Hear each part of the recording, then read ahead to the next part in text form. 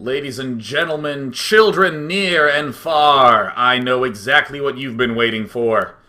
It is the After Hours Gaming League semifinal number 2 with Zynga currently up 1-0 against Google. Whoever gets to 4 wins first advances to the grand final on August 19th at the Facebook headquarters. My name is Day9. I will be providing that maximum entertainment value for you here in the After Hours Gaming League. Our two teams will be Zynga, currently up 1-0, the makers of Farmville, against the makers of the way that you find everything Google. What will happen? Well, let's find out going directly into game number 2. We do see in the top left corner, it is Preposterous, yet another Zynga Zerg. Oh, managing to plant the plug. ShamWow, having a little too much focus in game 1, forgot to let his company get up on the main stage, but Preposterous never forgetting that Ehan timing on the plug. Hello World, the Google engineer in the bottom right, a Google Zerg. You can tell that Hello World is from Google because if you have ever been to a programming class, you know that the first thing you always do in the new programming language is to do Hello World.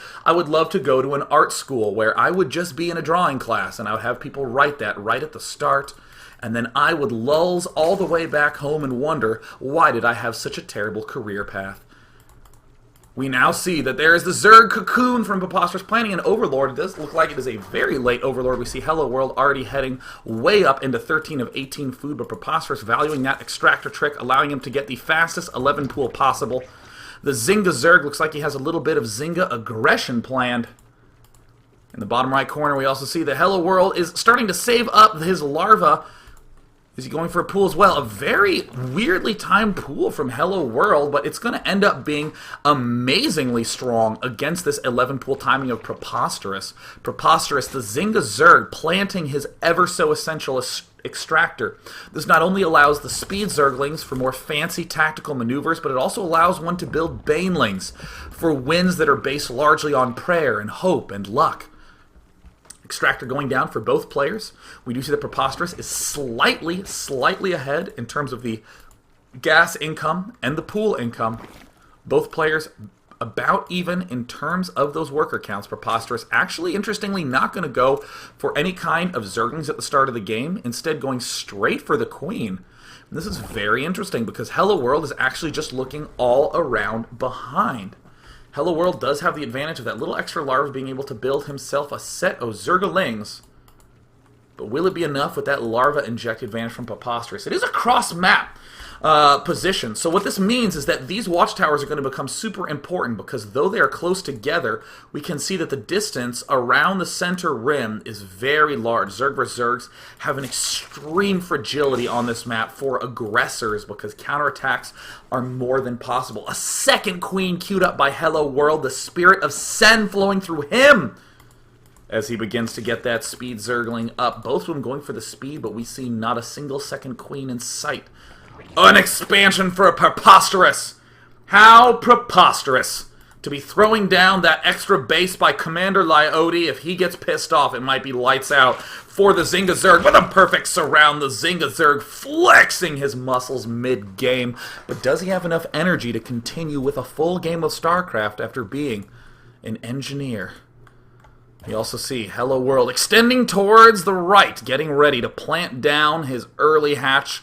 And he is going to be a little bit behind. Preposterous is now ahead in all regards, except he only has one Queen. This means the defensive edge does go to Hello World in the unit counting station. We also see that the drone advantage goes to Hello World, feeling very, very comfortable in this spot. Hope and luck and prayer might be the technique Preposterous is going to be using coming up.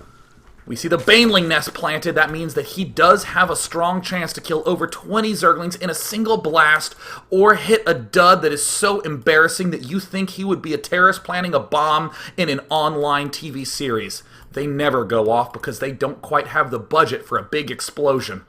We also see Preposterous moving down. Oh no! He will be taking out all of the Zerglings. Preposterous now moving down the center. This is the fragile moment. If any sort of counterattack happens, that would be big danger news zone stuff, but it looks like Hello World doing an emergency Zergling procedure. Many Queens being planted at the front lines. We do see 22 Zerglings out for Preposterous, only 2 for Hello World, but he has a giant boatload popping out right now, but he may be forced to cancel the hatch, and there's the cancel. It gets taken down, but there are many roaches that can be coming up soon for Hello World.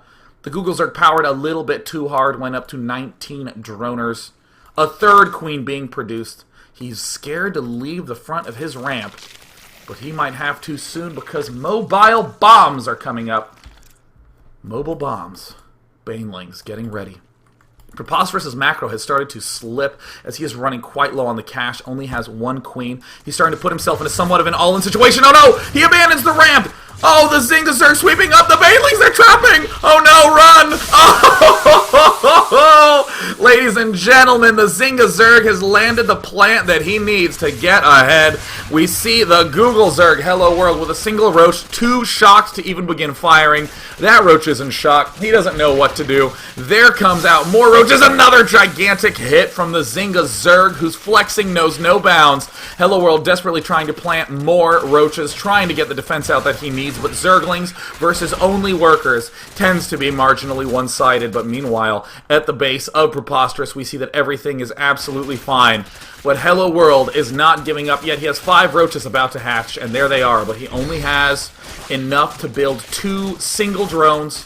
Zerglings do kill off roaches quite slowly, but we do see Preposterous taking out the spawning pool. Going to be absolutely no ability to build those queens, no ability to step back ahead in the economy. Preposterous pulling back home, saying, guys, let's end this game. And there it is, the good game.